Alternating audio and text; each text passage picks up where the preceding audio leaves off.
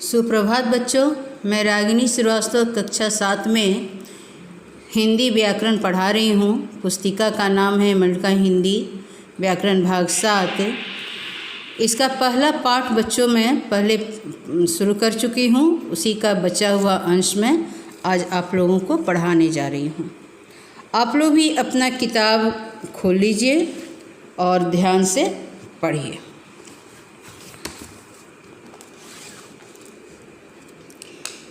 बच्चों, उस दिन मैं आप लोगों को पढ़ाई थी मातृभाषा राष्ट्रभाषा, यानी बच्चा जो भाषा अपने घर में सीखता है सबसे पहले सुन करके जो सीखता है उसे हम मातृभाषा बोलते हैं। और जिस देश के अधिकांश निवासियों के द्वारा जिस भाषा अधिकांश क्षेत्र में भाषा का प्रयोग किया जाता है उसे ही हम राष्ट्रभाषा कहते हैं। अब है राजभाषा। चलें हम लोग अब राजभाषा शुरू करें। राजभाषा वह भाषा जो देश के सरकारी कार्यालयों के कामकाज में प्रयोग की जाती है उसे राजभाषा कहते हैं। 14 सितंबर 1949 को हिंदी भारत की राजभाषा के रूप में स्वीकार की गई और केंद्रीय सरकार के कामकाज के लिए अनिवार्य कर दिया गया।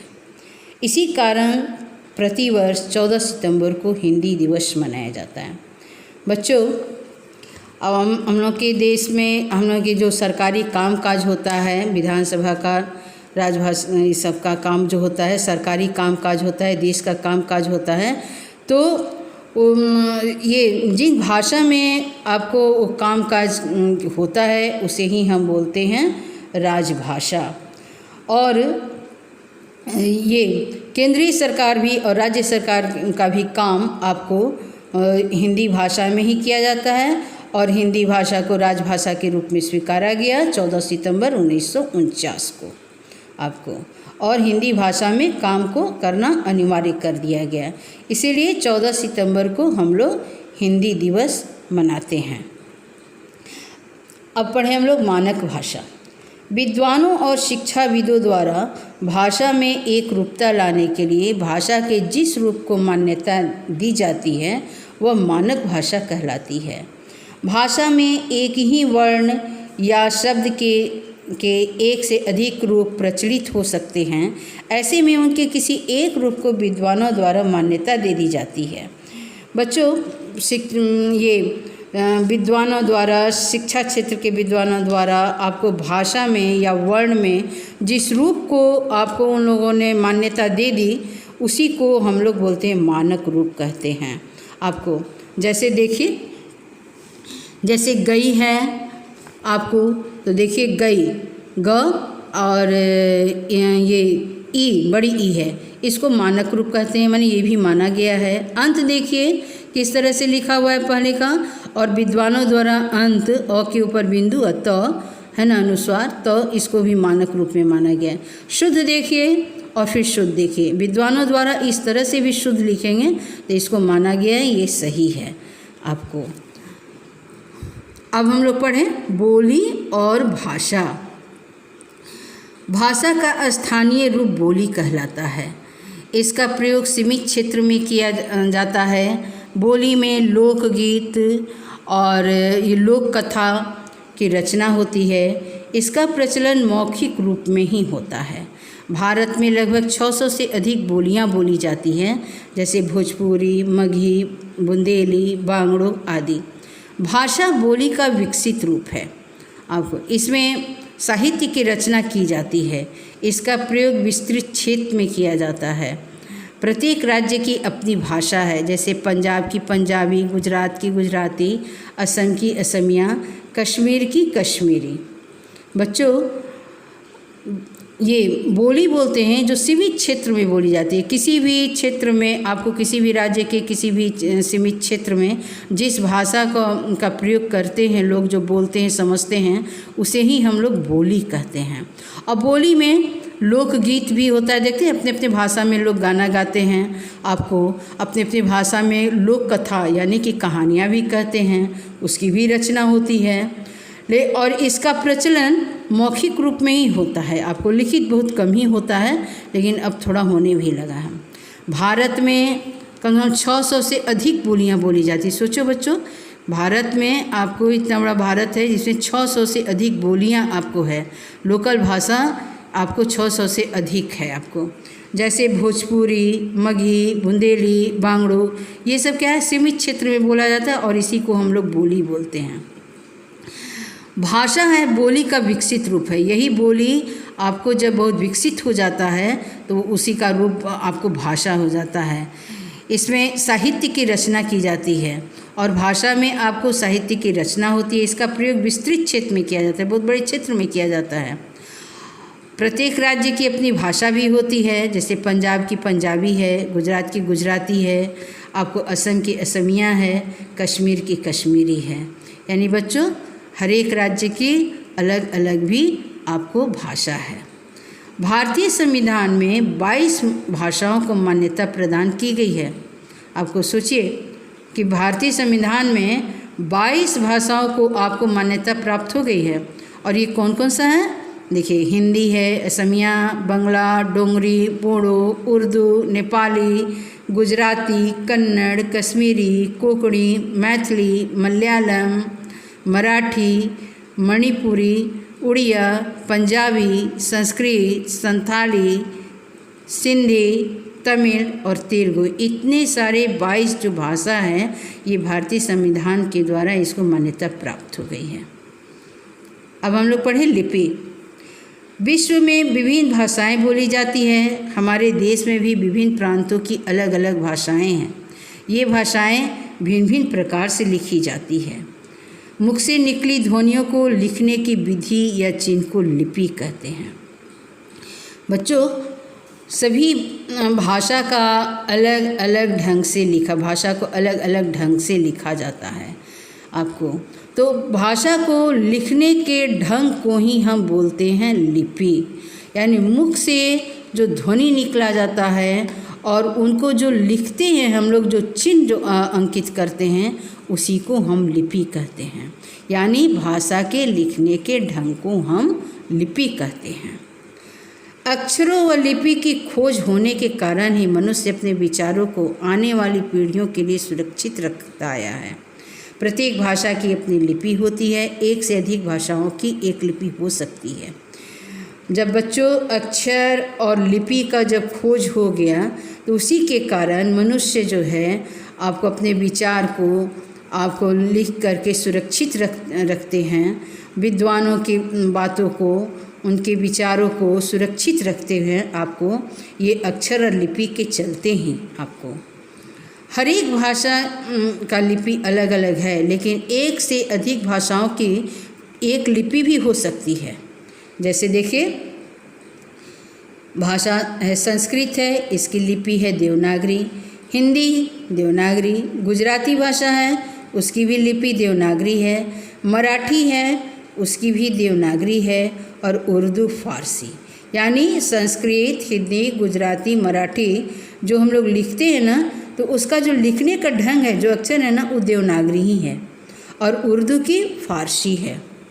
अब देखिए, पंजाबी की गुरुमुखी है, अंग्रेजी रोमन है, जर्मन रोमन है, फ्रांसीसी रोमन है और अरबी फारसी है। बच्चों, अक्षरों की खोज लगभग 6000 साल पहले हुई थी। अक्षर का खोज 6000 साल पहले हो गई थी बच्चों। अब साहित्य पढ़ें हम लोग। सदियों से विद्वानों व शिक्षाविदों के विचारों और रचनाओं को लिखित रूप में धरोहर के रूप में संजो कर रखा जाता है। ये रचनाएं आगे आने वाले संततियों को जानकारी प्राप्त करती है। इस प्रकार ज्ञान के संचित कोश को हम साहित्य कहा जाता है। बच्चों, साहित्य जो है बहुत पहले से विद्वानों या शिक्षाविदों का है, जो हैं उनके विचार, उनके रचना को जो आपको एकदम बहुत अच्छे से रखा हुआ है, धरोहर के रूप में रखा हुआ है, संजो कर आपको उसे वही रचना आगे आने वाली पीढ़ियों को जानकारी देती है और इसे ही हम साहित्य कहते हैं। यानी ज्ञान के संचित कोश को, यानी जो ज्ञान जो है ना, उसको हम लोग जो सुरक्षित रखे हैं, उस खजाना को, ज्ञान रूपी खजाना को जो सुरक्षित रखे हैं उसे ही हम साहित्य कहते हैं। साहित्य दो प्रकार के हैं, गद्य साहित्य और पद्य साहित्य।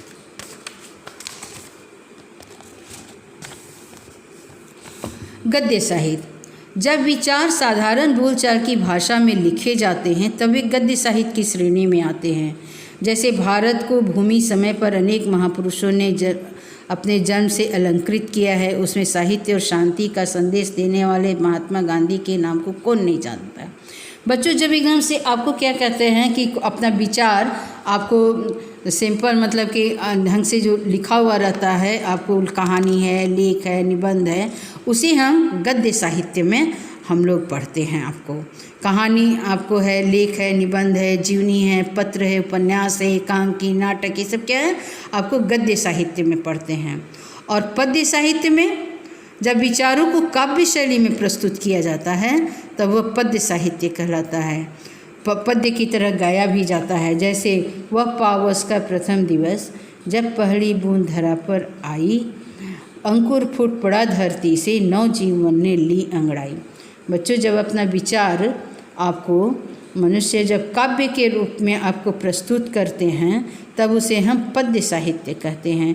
जितनी कविता है आप गा भी सकते हैं, गीत है, गज़ल है, पद है, दोहा है, छंद है, ये सब हम लोग पद्य साहित्य में इसको पढ़ते हैं। अब बच्चों देखिए व्याकरण, पहले आप फोटो में देखिए, एक बच्चा बोलता है मेरे को तुमको के साथ खेलना है। किस तरह से ये बोल रहा है, तो अब व्याकरण में देखिए, सामने की चित्र में बच्चा अपने मित्र से बात करते समय मेरे को, तुमको जैसे शब्दों का प्रयोग कर रहा है। उक्त वाक्य में इन शब्दों का प्रयोग ठीक नहीं है। यह कथन सुनने में भी अटपटा लग रहा है क्योंकि यहाँ भाषा का प्रयोग शुद्ध रूप में नहीं हो रहा है। किस शब्द का प्रयोग कब, कहाँ और कैसे करना है, इसका ज्ञान व्याकरण कराता है। प्रत्येक भाषा के कुछ नियम होते हैं जो उस भाषा पर नियंत्रण रखते हैं। ये नियम भाषा की शुद्धता बनाए रखते हैं। इन नियमों की जानकारी व्याकरण से होती है। इस प्रकार व्याकरण वह शास्त्र है जो भाषा को शुद्ध रूप से बोलना, पढ़ना, लिखना सिखाता है। बच्चों, आप देख रहे हैं कि चित्र में किस तरह से बच्चा बोल रहा है, उसको ये समझ में नहीं आ रहा है कि हमको किस शब्द को कैसे बोलना है, क्या बोलना है तो इसकी जानकारी नहीं, इसीलिए सुनने में अटपटा भी लग रहा है। इसीलिए आपको भाषा को शुद्ध करना या शुद्ध रूप से बोलना, लिखना हमें व्याकरण ही सिखाता है। व्याकरण ही सभी ये जितने भी आपके भाषा हैं सबके आपको व्याकरण अलग अलग हैं, सबके के नियम अलग अलग होते हैं और उस पर ये नियम, भाषा के नियम को बताने का काम व्याकरण ही करता है। आपको व्याकरण ही भाषा की शुद्धता को बनाए रखने के लिए बताता है। अतः व्याकरण वह शास्त्र है जो भाषा को शुद्ध रूप से बोलना, पढ़ना, लिखना सिखाता है। बच्चों, व्याकरण के 3 भाग हैं। पहला है वर्ण विचार, शब्द विचार और वाक्य विचार। ये जो हम लोग व्याकरण जो पढ़ते हैं ना, तो उसमें आपको इनके 3 भाग है, 3 भेद है। पहला है वर्ण विचार, इसमें हम लोग वर्ण के रूप का ज्ञान प्राप्त करते हैं, वर्ण के रूप का पढ़ते हैं, उच्चारण, लिखने की विधि के विषय में हम लोग विचार करते हैं।